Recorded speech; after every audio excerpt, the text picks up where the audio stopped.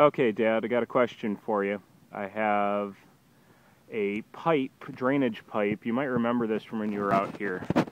I have this drainage pipe that has become a bit of a problem for me. If you can kind of see, I'll kind of get in close here. Underneath that pipe, I now have a gigantic root going to a large shade tree in my backyard that is causing the pipe to go up.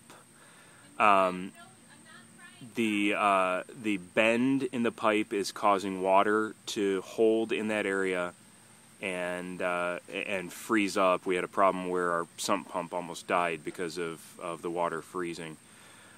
So what I need to do is I need to get that bend out of there, and I just wanted you to take a look at this video and see if there's any thought that you had for how I could get that bend out. I'm assuming I'm going to have to cut the pipe and route it underneath the root.